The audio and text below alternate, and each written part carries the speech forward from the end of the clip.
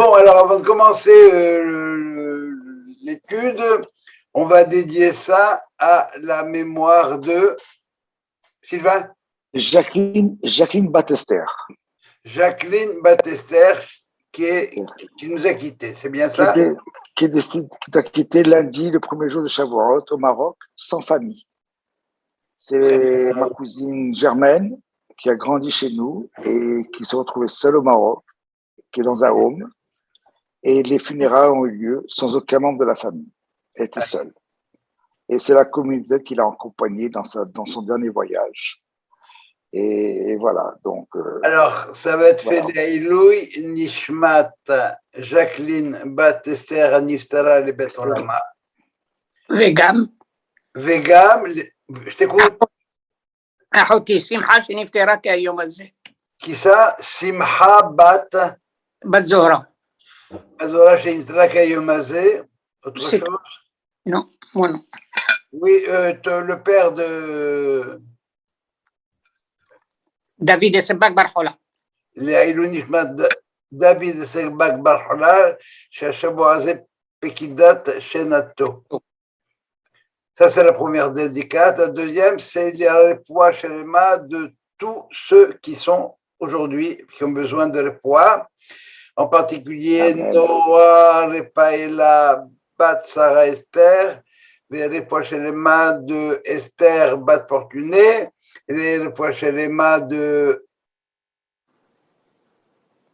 Misraud Bat Jamila. Et on démarre. Ah, pardon. Et l'Echvod, vous avez une première, là, une primeur. L'Irbod Sylvain Bitbol, qui depuis quelques heures est nommé pour la médaille Samuel Bronfman. La médaille Samuel Bronfman, je peux vous dire qu'il avait des candidats très, très, très sérieux à côté et que, bon, eh ben, c'était quasiment unanime. Quand je dis quasiment, je m'excuse. C'était unanime. Et le fait qu'il soit séparé n'a pas tellement joué. OK? C'est au mérite par la suite. Bon, on voulait plus de femmes, plus de séparades. Il n'y a pas beaucoup de séparades. Aujourd'hui, il y en a deux. Il y en a un et l'autre, il va être nominé dans pas longtemps. Sylvain, Kolakavod et... Bravo, Sylvain. Vraiment, on a de quoi être fiers. Voilà. Dis-moi, Jo, toi aussi, tu l'avais eu. Oui, mais ça fait 10 ans. Ouais, j'étais présente ce Oui, soir. parfait. Pour la carotte à vous, on est fiers de vous. Voilà, mais on est fiers parce que vraiment, il fait un travail.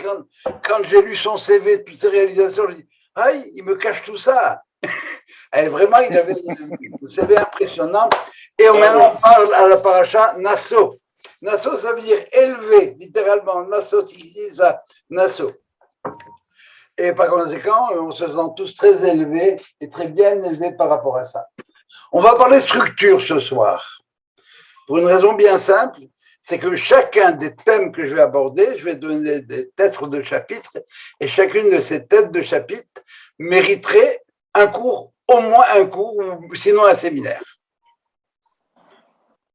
Le livre qu'on a commencé la semaine d'avant Shavuot, c'est le livre de Bamidbar, qui est traduit par nombre, les nombres. Alors que Bamidbar en hébreu, ça veut dire ce qui se passe dans le désert, n'est-ce pas? Eh bien, c'est le livre, mais pourquoi ça s'appelle nombre? Parce que c'est le deuxième nom du livre de Bamidbar. Vous savez que chaque livre a un autre nom. Et par exemple, Veikra, c'est Torah de Kohanim, la Torah des Kohanim.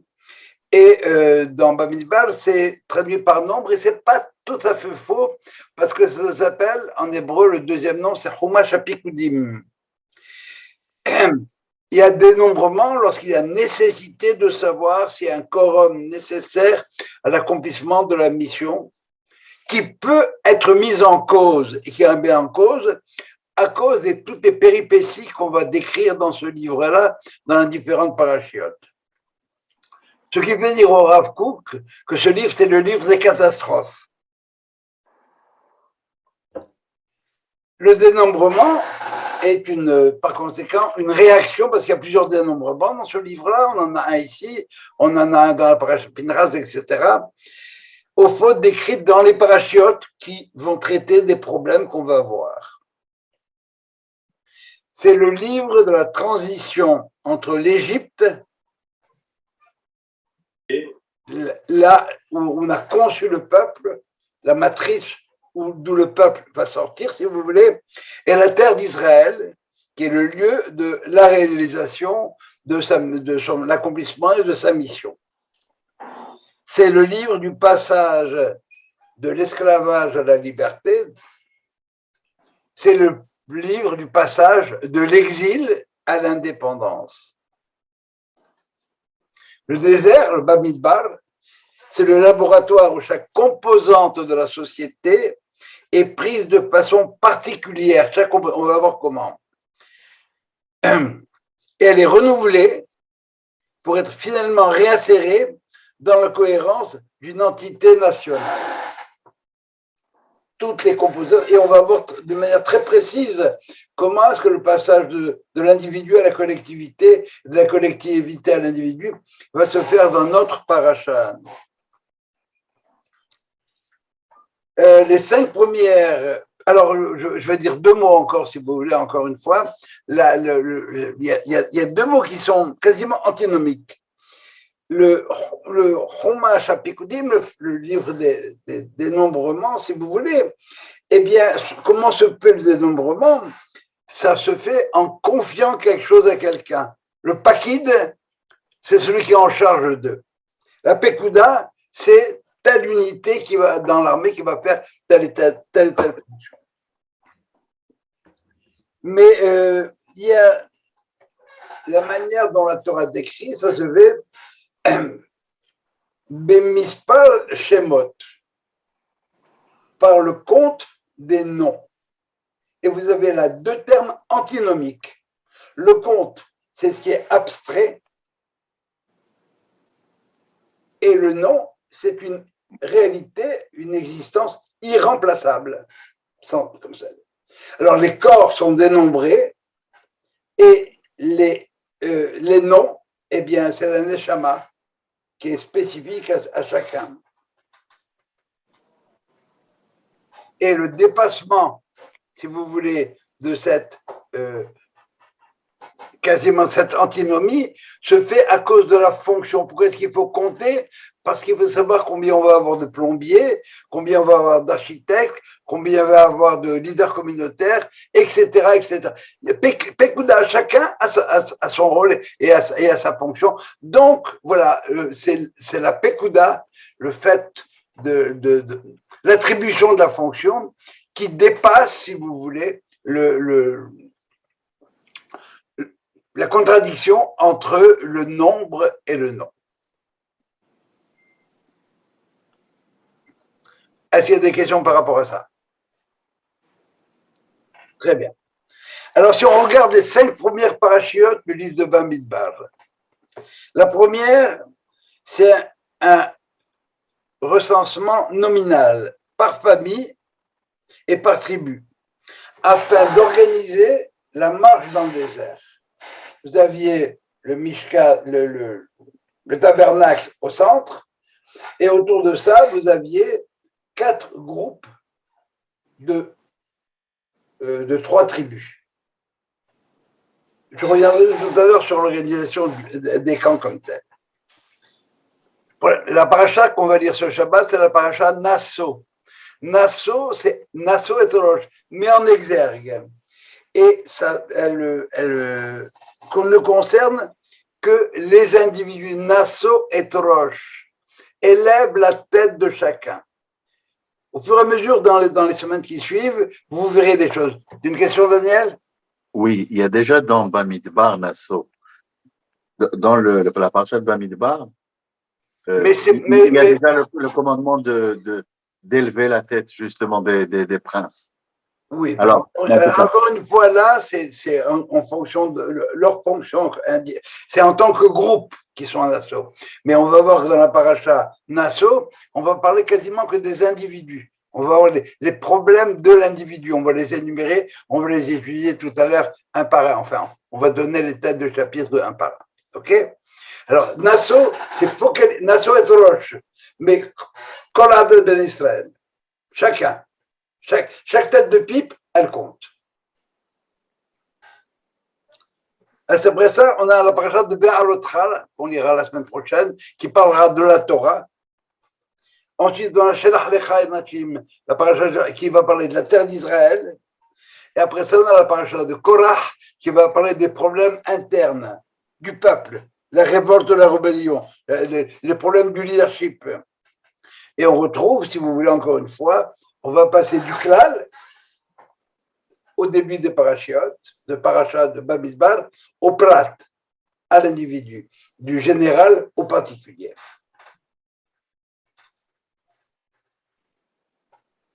Voilà, si vous voulez, la structure en général des 5 premières parachiotes du livre de Bamidbar.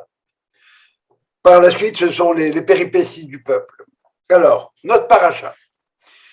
Shabbat, attachez-vous bien parce que on va swinguer Shabbat. On va swinguer. Notre parachat commence, elle termine le livre de Bamidbar et elle donne au début la tâche des Lévim.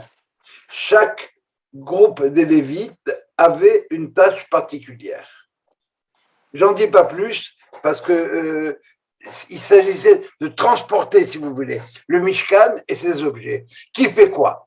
C'est pas n'importe qui ramasse les tentures, et c'est pas n'importe qui ramasse dans des chariots les objets, et c'est pas n'importe qui porte l'arche sur ses épaules. Déjà, il y a des précisions à faire dans ce cas-là. Et ensuite, on a un premier, 4 versets, sans plus. On va les lire.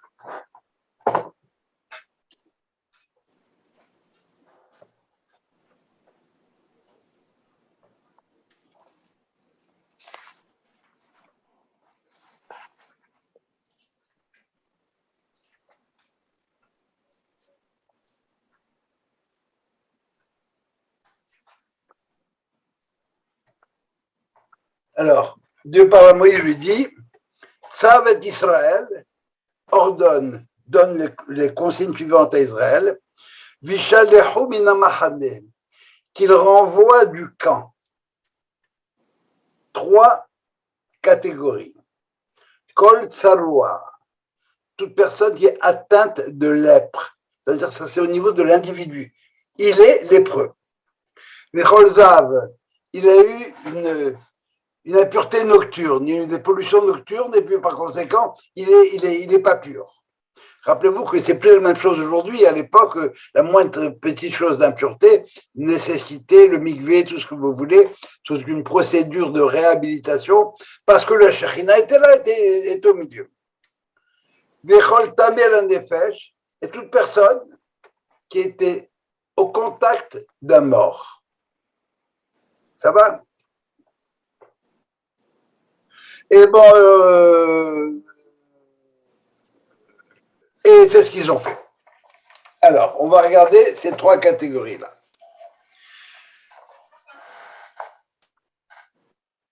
On a 3 catégories d'individus qui vont être renvoyés, mais pas de la même manière. Il faut que vous imaginiez maintenant 4, c'est des carrément, on va dire, 3 cercles concentriques. Dans le plus petit, celui au centre, c'est là où il y avait la Shekhinah. C'est là où il y avait le temple. Le temple, est, même à l'intérieur du temple, si vous voulez, vous avez le Kodesh HaKodashim, mais le temple comme tel, c'est ce qu'on appelle Mahane Shekhinah. Parce que le temple, c'est juste l'entrée, ce qui permet de rentrer le vestibule pour accéder au Mishkan, au Kodesh HaKodashim. Alors vous avez dans le premier cercle, c'est ça. Après ça, autour du temple, vous avez autour de cette enceinte, vous avez le Mahane des Lévim. Premier cercle, le Kodesh HaKodashim. Deuxième cercle, vous avez le Mahane Lévim, ça va? Troisième cercle, Mahane Israël. Attention, ce sont des cercles où on peut passer du Mahane Lévim au Mahane Israël, mais pas du Mahane Israël au Mahane Lévim. Parce que seulement les Lévim peuvent avoir ça. C'est clair? Alors, le lépreux lui-même est exclu des 3 camps. Rappelez-vous, on a 3 fautes, hein, ici, 3 impuretés physiques. Le lépreux, out, il n'est pas là. L'homme atteint de flux, il peut rester dans le Mahane Israël. Il reste dans le camp le plus loin.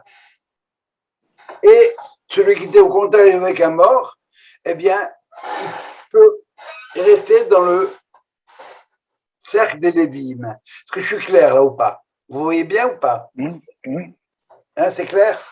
Pas besoin de faire un dessin?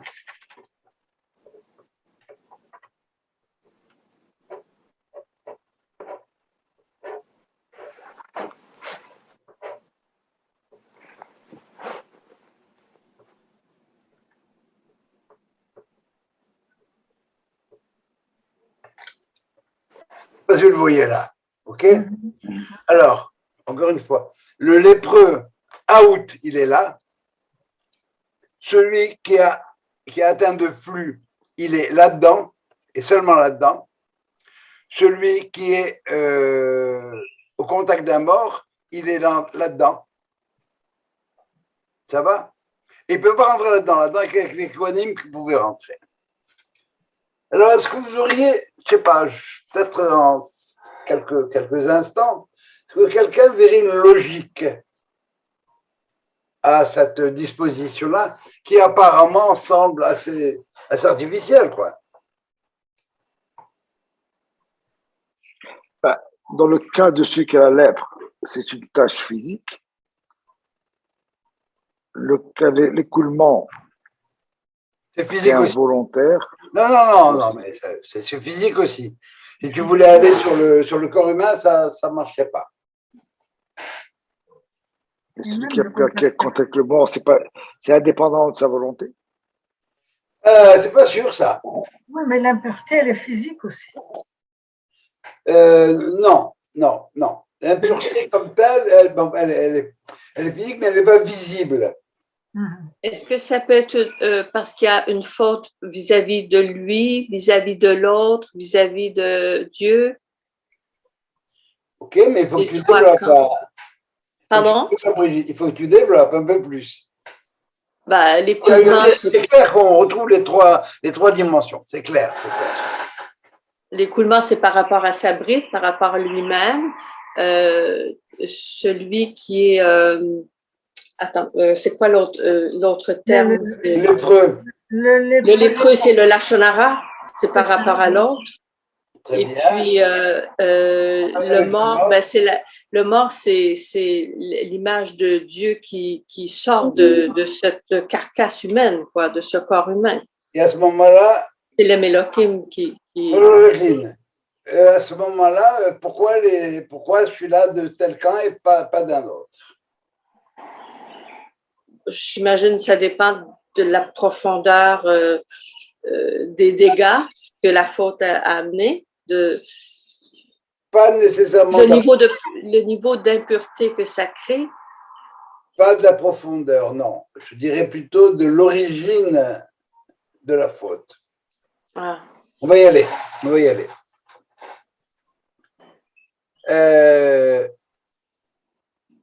Le Midrash commente ce passage-là en disant on va séparer les scories de l'argent et l'orfèvre pourra faire une œuvre d'art. C'est quoi le Saloa? C'est quoi le Metzora? C'est quoi celui qui a la lèpre? C'est celui qui a fait du Lachon Hara, c'est pas compliqué. C'est celui qui a des problèmes avec la société, ce type-là. Il est incapable de rester tranquille sans parler de pire problème. Tu as vu celui-là, ce qu'il est même si c'est pas méchant, mais il n'a pas encore compris le lien social. Il va devoir expérimenter la solitude à un moment donné. Pour régler ses problèmes de dégénérescence sociale, il a un problème avec la société. out. Il va tout seul, va réfléchir, out, va en exil. Il y a une phrase que j'aime beaucoup qui dit si tu ne penses pas que la vie est fantastique, essaye de manquer un jour. Je me rappelle d'une phrase de Robert Cohen qui m'avait dit, j'avais été à l'hôpital, il m'a dit le plus beau jour de ma vie, c'est le jour où je suis sorti de l'hôpital. Alors, va réfléchir tout seul. Et tu vas voir que dans la société, ça ne marche pas bien. Peut-être qu'il va dire mal, de qui je vais dire du mal. Il va dire du mal des oiseaux, des arbres qui sont mal taillés, ce que vous voudrez. Mais l'idée, la première idée, c'est celle-là. C'est bon jusque-là? Ça va? On voit là, tiens, un problème, c'est out. Le deuxième, le zav. C'est une impureté qui se dégage du corps à cause d'un dérèglement sexuel. Alors, il faut qu'il règle son problème affectif, ce type-là. Tu ne peux pas lui faire régler son problème affectif à l'extérieur. Tu ne peux pas. Parce que là, tout seul, qu'est-ce qu'il va faire? Lui-même. Comment? Avec lui-même. Oui, non. Le problème sexuel, il n'est pas seulement avec soi-même. C'est qu'il y a une sollicitation extérieure quand même. Ça revient à soi-même quand même. Non. Non, bon. Alors, en fait, tout revient à soi-même. Tout. On n'avance pas plus quand on dit qu'on revient à soi-même. Mais c'est un problème de sexualité, ça implique au moins un partenaire. Et il a un problème avec ça. Exact. Alors, il doit régler son problème affectif au sein de sa tribu, reste dans sa tribu. Et pour l'instant, il ne peut pas se rapprocher du deuxième camp parce que c'est beaucoup trop fort. Il y a une kedusha beaucoup trop forte dans les autres camps. Alors déjà, il a un problème avec la société, alors un problème de rapport homme-femme, ça ne marchera pas, cette histoire-là. Alors, si tu le mets en plus de ça en face de Dieu, le pauvre, il va disjoncter. Voilà la logique. Pourquoi on le garde dans le Mahane Israël? Ça va? Jusqu'en espérant qu'il trouve l'âme sœur. Et là, ces problèmes, en espérant qu'ils seront réglés. Et le troisième, c'est celui qui était en contact avec un mort. Alors, celui qui était en contact avec un mort, il est exclu du Mahane Shechina. Il peut rester dans le Mahane Levim, mais il ne peut pas rentrer dans le Mahane Shechina. Pourquoi? Et il n'est pas responsable du fait que la mort existe. Mais il ne peut pas être en contact avec la Shechina, parce que la Shechina, c'est la négation. La mort, c'est la négation de la Shechina, si j'ose dire. Et par conséquent, c'est beaucoup trop fort. C'est pour ça que les Kohanim n'ont pas le droit de rentrer dans un cimetière. Parce qu'ils témoignent de quelque chose pour lequel la Torah, c'est Haetz Haïm, c'est la vie. Le ferment de la vie. Alors voilà, si vous voulez, la logique des trois renvois. C'est clair ou pas? Alors vous voyez bien qu'il est encore une fois question de l'individu. Et qu'est-ce qu'on fait? Devant la nature et la gravité de ce qu'ils ont fait, eh bien, ils sont exclus des différents camps. De là, on apprend autre chose. On apprend qu'il y a différents niveaux pour la Shekhinah. Il y a un niveau de Shekhinah intense, et après ça, c'est comme quand vous jetez un caillou dans l'eau. Ça fait des ondes. Jeter un galet, ça fait des ondes. Alors, la Shekhinah, c'est ça. Au centre, c'est très fort, et après ça, ça va en diminuant. Des questions pour ça ou pas? J'aimerais comprendre le rapport entre la lèpre et le lachava.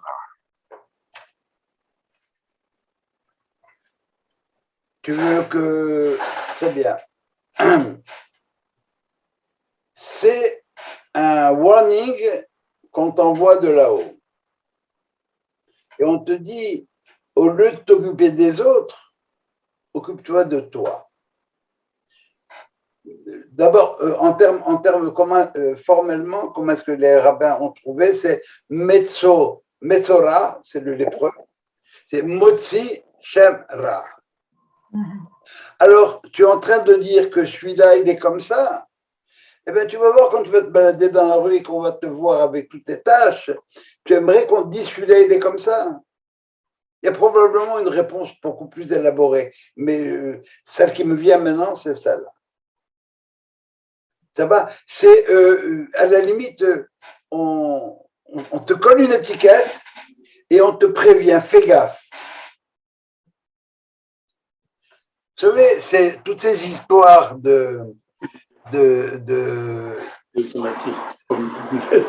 etc. Dans l'histoire de la lèpre, parce qu'il y a des lèpres individuelles, et après ça ne suffit pas. D'abord, on va prévenir, parce qu'il va y avoir la lèpre des maisons, après ça des vêtements, après ça du corps humain. Ouais. Alors on te dit, la paracha qui parle de la lèpre des maisons, on te dit, ça commence par Veraya. Et on te dit, ça c'est une bonne chose qui va t'arriver. Parce que quand tu vas arriver en Canaan, tu vas voir des maisons, et dans la maison, il va y avoir de la lèpre, des murs.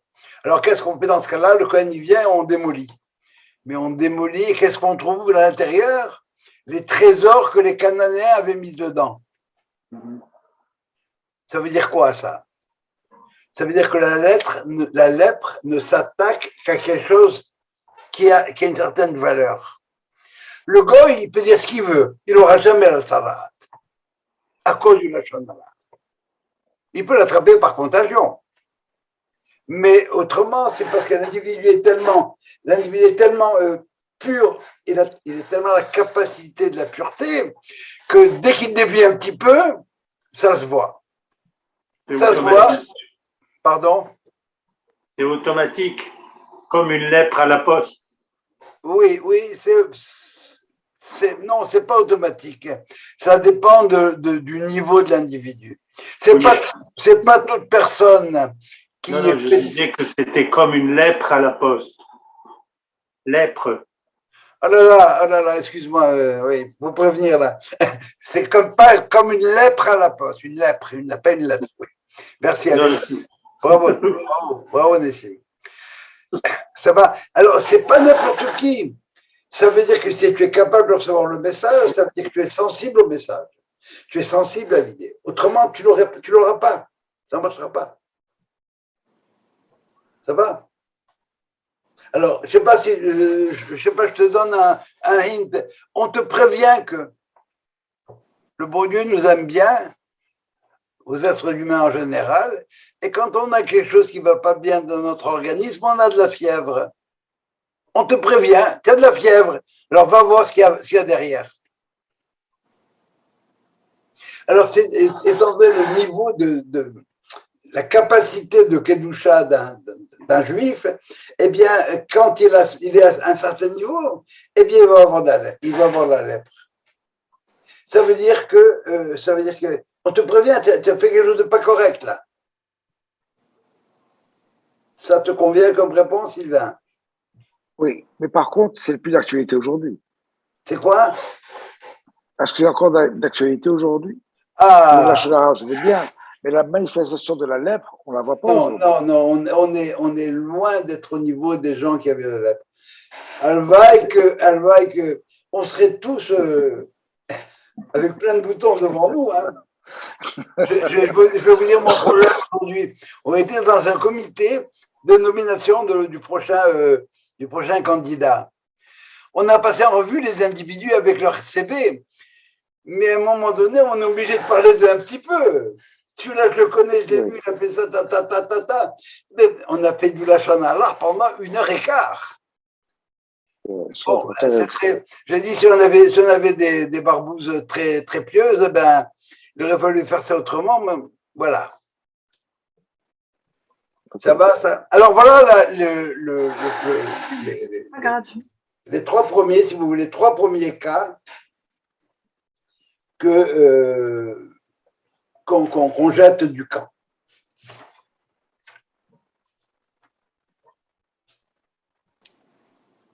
On remarquerait effectivement, comme nous l'a fait remarquer tout à l'heure Brigitte, les trois cas.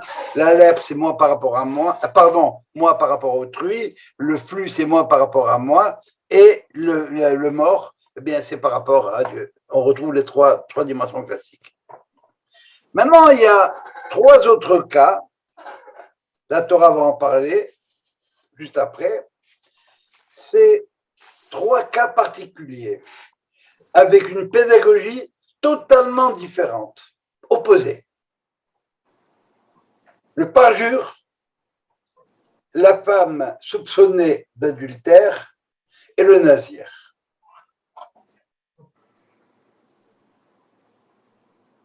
Attention aux extrêmes.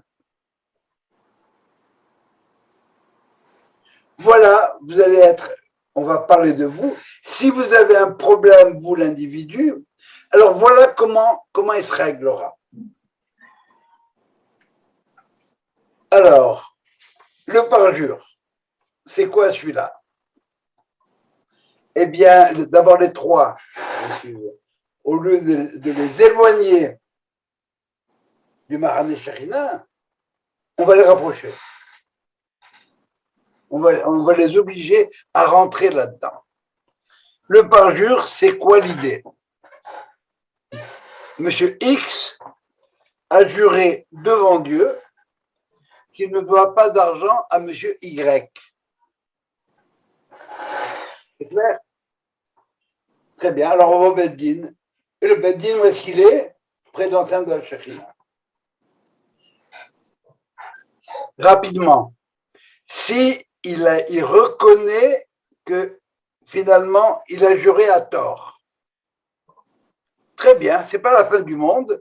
Tu lui rends les $1000 que tu as dit qu'il t'a pas prêté, que tu reconnais qu'il t'a prêté, et tu ajoutes un 20% là-dessus. Attention, alors, les $1000, tu les lui dois. Le cinquième que tu ajoutes, hein, c'est pas pour le dédommager à lui, non. Ça fait partie de ton expiation à toi. Tu dois apporter des sacrifices d'expiation, etc., etc., etc. Et un cinquième, eh ben, ça fait partie de la pénalité. Ça va? Il ne reconnaît pas. Non. Moi, je ne dois pas un sou. Il y a des témoins qui sont des témoins de la chose. Qu'est-ce qu'il fait? Le Beddin, le condamné, tu rends l'argent. Il n'y a pas un cinquième en plus, et il n'y a pas de sacrifice d'expiation parce que tu ne veux pas expier. Tu t'arrangeras avec le bon Dieu là-haut. Good luck. Ça va, ça? Alors,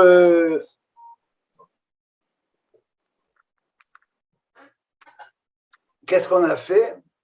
Il a juré devant Dieu, il a pris le nom de Dieu pas au sérieux. Alors on le ramène, on le colle au temple. Et peut-être qu'il va y avoir un électrochoc, peut-être qu'il va, devant la splendeur du Beth Amikdash et de tout le cérémonial, ben peut-être qu'il va réaliser un petit peu qu'il avait parlé de Dieu un petit peu. Et deuxième lecture, si vous voulez, il a prêté de l'argent à Y a prêté de l'argent à X, mais personne n'était présent, il n'y avait pas de témoin. Donc il peut dire ce qu'il veut. À ce moment-là, bon, il nie, il n'y a pas de témoin, mais il y a quand même un témoin, c'est là-haut. Il s'arrangera avec lui à la fin. C'est clair comme idée ou pas? Donc on le ramène, on le pousse. D'accord? Le deuxième cas particulier qu'on va rapprocher du temple, c'est la sota, l'ordalie. Ce qu'on appelle en hébreu l'ordalie, c'est en français, c'est faire appel à un jugement divin. un homme soupçonne sa femme d'adultère, à tort ou à raison. On ne trouvera pas dans les détails. Ok? C'est vrai qu'il a dû la prévenir. Je veux plus que tu.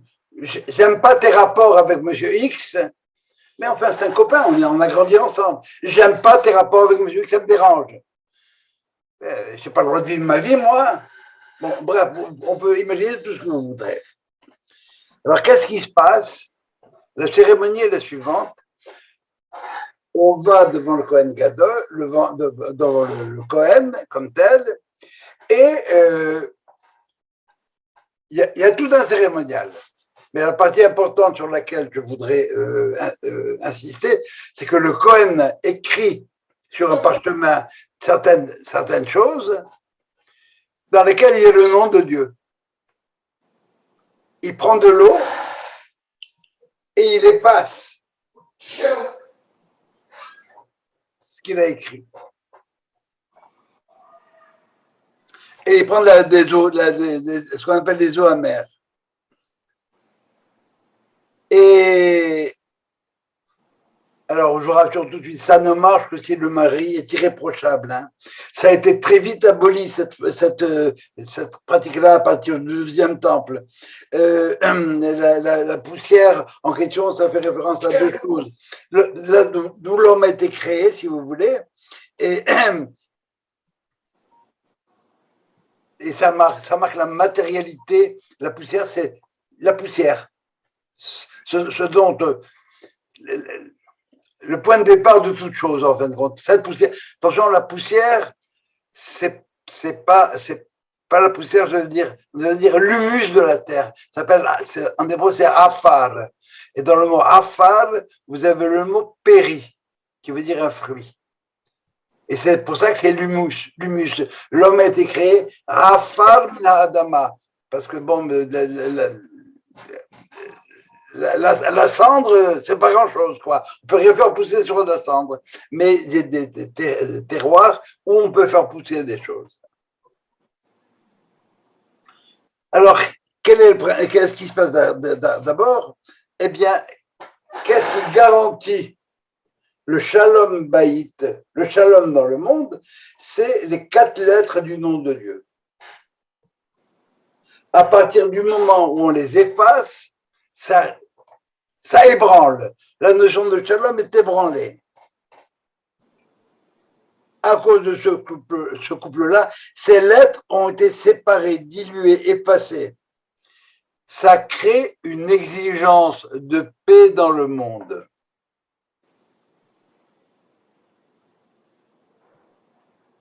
Qui va ébranler le couple et ils vont rechercher la paix.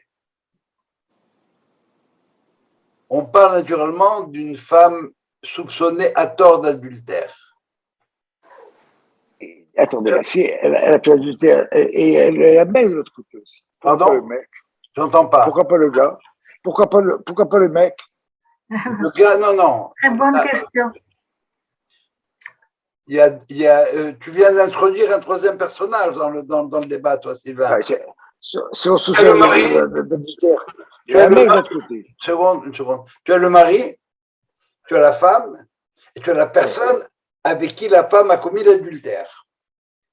Aurait commis l'adultère. Celui-là, son problème, il est ailleurs. Ok, on ne traite pas de ça. Littéralement, ils sont tous les deux coupables. Si c'est prouvé, ils sont tous les deux coupables coupables de mort. C'est clair. Ça va? Et pourquoi est-ce que c'est la femme qu'on juge avec ce protocole et pas le mec qui est soupçonné? Parce que le mec, on peut rien prouver avec et en fin de compte, c'est parce qu'elle était consentante. Parce qu'elle était mariée. Non. Et à la limite, il peut ne même pas savoir qu'elle était mariée. Tandis qu'elle, qu'est-ce qu'elle dit? Qu'est-ce qu'on dit au moment du mariage?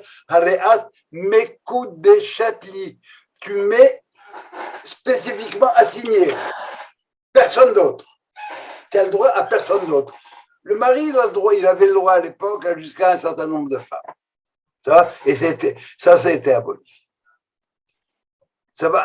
Alors, encore une fois, le processus ne marche que si le mari lui-même, il est libre Il est cachère à 100%. de toute tâche dans ce domaine-là.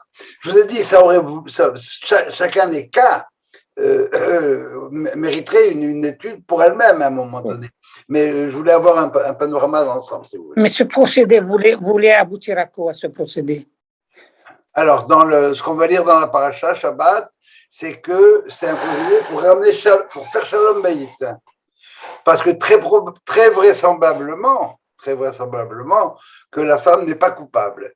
Que le mari, il est un petit peu, il est particulièrement jaloux, il est pas tolérant, tout ce que tu voudras. Et la Torah nous dit, voilà, de deux choses l'une, si elle est coupable, à ce moment-là, ça fait comme un électrochoc chez la femme. Et à ce moment-là, son ventre va gonfler, etc. Et si elle n'est pas coupable, alors elle deviendra fertile. Mais peut-être qu'elle l'était auparavant. Pardon? Peut-être qu'elle l'était auparavant. Mais c'est la Gemara, Venizre Azara, ça veut dire que, apparemment, pourquoi est-ce que peut-être on a induire, ça me vient comme ça, puisque j'ai posé la question, elle deviendra fertile. Il y a une thèse qui dit que, bon, je reprends des barres. À ce moment-là, de ce verset de Torah, je reprends toute l'analyse pour la question de Moïse. Qu'est-ce qui se passe si elle était coupable? Son ventre explosera, etc. Si elle n'était pas coupable, je n'ai pas le verset, il faut que je le retrouve, je ne vais pas perdre du temps avec ça. Ça va? Alors, à ce moment-là, il y a objection des rabbins. Oh, c'est génial, moi. N'importe quelle femme qui n'est pas fertile, qui n'arrive pas à avoir d'enfant, elle va rendre son mari jaloux. Ben, c'est ce que Hannah a et ça marche. Objection de l'autre, il dit non. Benizera Azara, ça ne veut pas dire ça. Ça veut dire que si elle a accouché dans la douleur, elle accouchera sans douleur. Si elle a accouché des enfants petits, elle aura des grands. Si elle a accouché des faibles, elle aura des faibles, etc. Bon, alors je ne résiste pas tant qu'on est là-dessus. Vous connaissez la Haftara de Yom Kippour, de Rosh Hashanah. De Hannah. La prière de Hannah. Qu'est-ce qu'elle va chez le prêtre? Sa prière qui est le modèle de la prière. Le modèle de la prière, c'est Hannah. Elle voit ce qu'elle dit. Imra'o tir'e be'oni amatecha. Si voir, tu vois ma détresse. Et le Haramim pose la question, qu'est-ce que ça veut dire? Elle demande à Dieu, si tu vois ma détresse, tu me donnes un enfant. Mais pourquoi tu répètes? Alors, mon Dieu, voilà comment je vois, moi, la chose. Si tu vois ma détresse, Imra'o, magnifique. Sinon, tire et tu vas voir ce que je vais faire. Qu'est-ce que tu vas faire?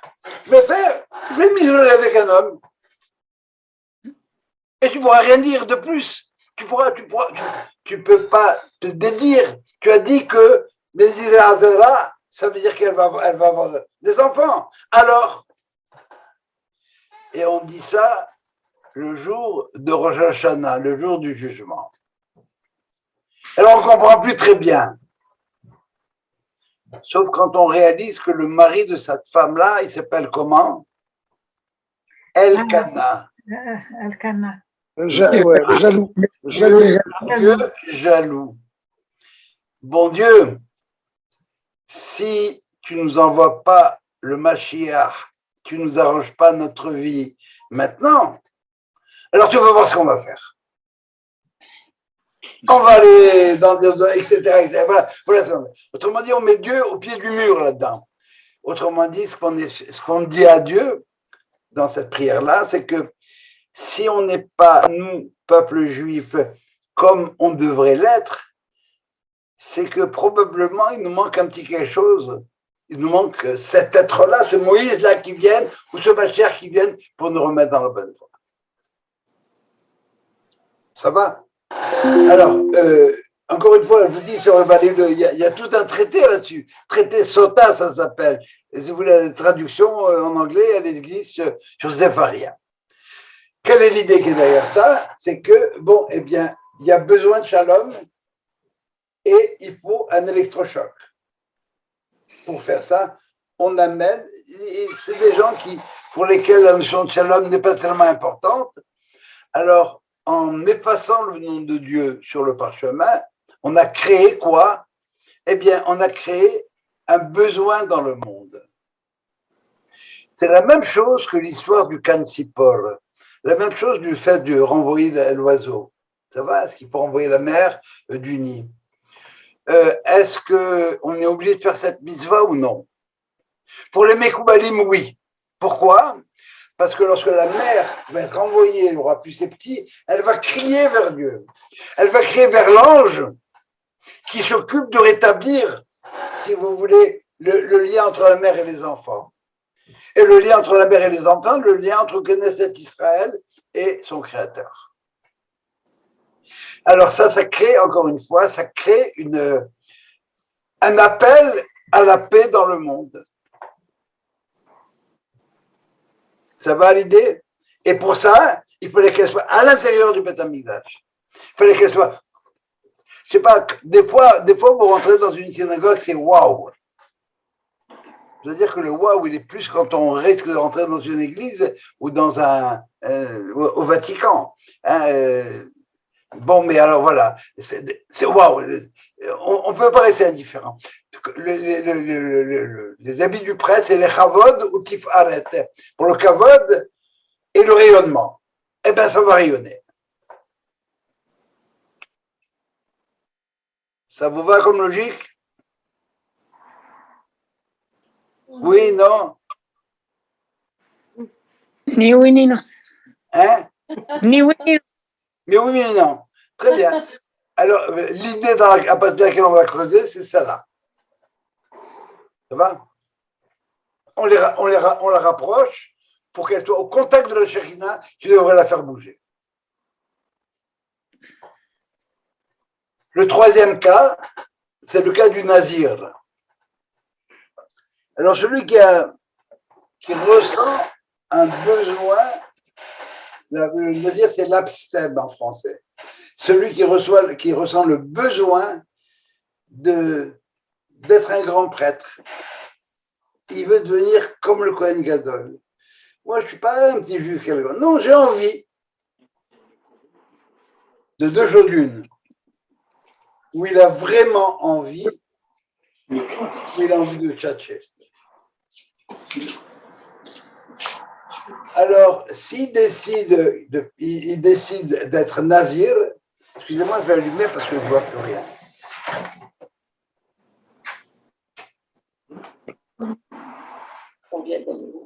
Il décide d'être nazir, qu'est-ce qu'il va faire? Il se coupe pas les cheveux, il est jamais au contact avec un mort et il ne touche pas à tout ce qui est raisin. Ni la peau du raisin, ni l'intérieur du raisin, ni les graines du raisin, ni le vin du raisin, tout ce que vous voudrez. Pas de vin, dimension sociale. Pas de coupe de cheveux individuelle, le problème des hippies. Ça va? On va être hippie, comme ça. Ou des nouveaux religieux. Certains. Pas de contact avec la mort. Là aussi, vous retrouvez les 3 dimensions. Hein. Pas de vin horizontal, couper les cheveux ponctuels, contact avec la mort, là-haut. Son ascétisme, normalement, il est limité dans le temps pendant 1 mois, pas plus.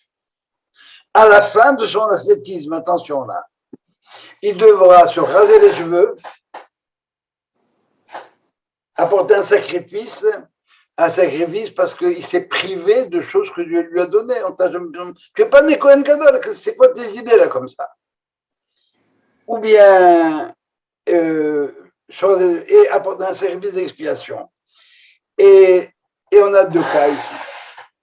Ou bien c'était un ascétisme senti. Vraiment, j'ai besoin de m'élever.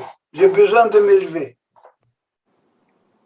Eh bien, j'ai besoin de t'élever, ben, c'est bien. Alors, tu vas faire ça, et voilà comment tu vas faire.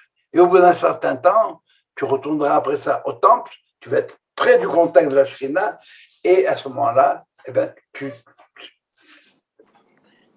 pourras finir, et ça va, tu as rempli tu t'es rempli de sainteté pendant un certain temps, eh bien, continue par la suite, continue pour la suite. Mais si c'était un coup de tête, alors comme par hasard, il va être en contact avec un mort. Et là, tout est arrêté et il faut continuer. Et il faut recommencer ou laisser tomber. S'il a mis la barre trop haut, il sera impur malgré lui. Alors, vous voyez, il y a un risque de narcissisme dans un cas pareil. C'est quoi l'histoire de Narcisse? Il s'est regardé dans l'eau, il s'est trouvé beau, et puis il a fini par être noyé.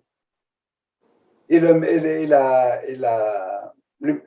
Midrash nous raconte l'histoire de Shimon HaTzadik, un prêtre, qui a dit qu'il n'avait jamais voulu manger d'un sacrifice d'un nazir qui était devenu impur. Et un jour, il va arriver quelqu'un avec une chevelure extraordinaire et avait terminé son naziréat. Il lui dit, mon fils, quelle idée tu as de vouloir une si belle chevelure, pourquoi tu veux la couper?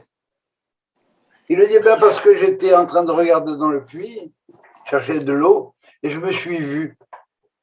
Et à ce moment-là, je me suis trouvé beau, très beau. Et le Yetzer Hara, il m'a dit, cette beauté à laquelle tu penses, eh bien, profites-en. Et je lui ai dit, toi, tu crois que tu vas m'avoir? Eh bien, je te promets que moi, ces cheveux-là, qui risquent de m'amener là où il ne faut pas m'amener, je vais les couper. Et Shimon il l'a embrassé, et il lui a dit que tous les Nazaréens soient comme toi, etc., etc., etc. Vous connaissez très bien un des Nazirs, lequel? Au moins un. Samson. Shimshon, bravo, Samson. Sa force, c'était dans ses cheveux. Et je ne trouve pas, il était nazir à vie, celui-là. Il y en a un autre qui était consacré par sa mère, c'est Shmuel. On parlait de Hannah tout à l'heure. C'est sa mère qui l'a consacré. Il dit, si tu fais ça, alors l'enfant que j'aurai, toi, je le consacrerai à toi toute ma vie, etc. Voilà pour les trois cas en question. Et vous voyez que la pédagogie est complètement différente. Au lieu de les éloigner des camps, eh bien, on les rapproche. Et au contact de la Shrina, on ne peut pas on ne peut pas rester indifférent. Alors, si vous remarquez bien, dans ces problèmes d'individus, on a tendance à vouloir se focaliser sur l'individu.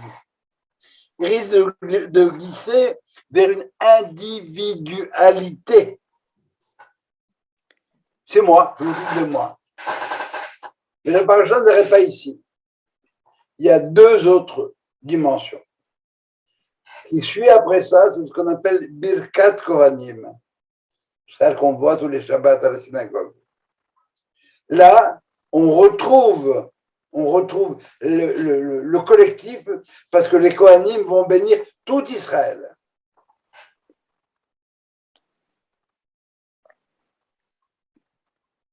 Et par conséquent, réinsertion de l'individu dans la collectivité d'Israël. Et à ce moment-là, on est perdu dans la collectivité? Pas du tout. Parce qu'après ça, on a les offrandes qui ont été apportées par toutes les tribus. Alors, vous allez avoir 86, si je ne m'abuse, versets qui sont du copier-coller. voilà ce que chaque tribu a apporté. Et à la fin, on fait le compte. Mais chacun, vous verrez, il n'y a que le nom des tribus qui change. C'est du copier-coller simplement. Et là, on retrouve l'individualité au sein de la tribu. Donc, on a le klal, au début, le général, le particulier, on retombe dans le général et on le subdivise encore en particulier, chaque tribu. Et comment ça finit? Lorsque Moïse rentrait dans la tente d'assignation, il entendait la voix qui se parlait à elle-même entre les deux chérubins. Et en même temps, cette voix lui parlait. Ça veut dire qu'il n'y a pas un truc direct avec Moïse. Ses yeux, ils se parlent à lui-même. Il n'y a pas de... La voix ne peut pas être dirigée seulement vers. La voix, elle est là. Dieu, il n'a pas créé Moïse. Dieu, il n'a pas créé Israël. Dieu, il a créé l'humanité. La voix, elle se parle.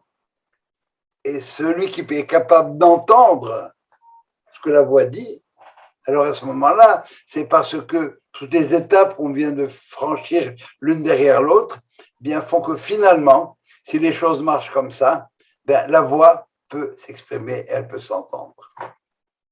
Et Moïse avait le droit de rentrer au Kodesh HaKohanim, à Kodashim? Dans le tabernacle, oui. Au Bebo Moshe, Elohel Moël, Ishmael Takol, Medabel, Ben Shene Kerubim. Mais pas, c'est pas Jérusalem. Soit dit en passant, j'ai oublié de vous dire, les camps dont on a parlé tout à fait au début, c'est comme ça qu'était structuré Jérusalem au début. Vous aviez depuis des portes de la ville jusqu'au pied de la montagne, du pied de la montagne à l'entrée du temple, et du temple à l'intérieur du tabernacle. Et c'est sur ce modèle-là que, bon, le ville est structuré. Encore une fois, ce sont des niveaux de sainteté. Il y a 10 niveaux de sainteté. Au Kodesh HaKodashim, au Saint des Saints, c'est le point de départ avec l'intensité. Et puis après ça, les ondes, plus on s'éloigne, mais il y a quand même des ondes. C'est pas le Kohen Gadol qui pouvait rentrer seulement au... Encore une fois, oui, absolument, le Kohen Gadol, le jour de Kippour, ça c'est dans le temple de Jérusalem, mais dans le Mishkan, à partir du moment où le Mishkan, où le tabernacle a été dressé, eh ben, c'est le Kohen Gadol rentrait, c'est Aaron qui rentrait.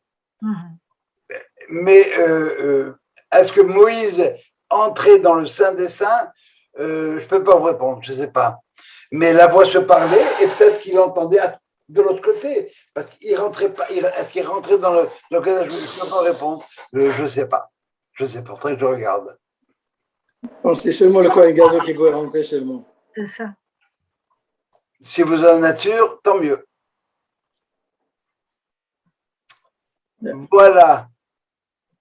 Alors, on a une paracha qui est c'est la plus longue paracha de la semaine, du livre de la Torah, celle-là.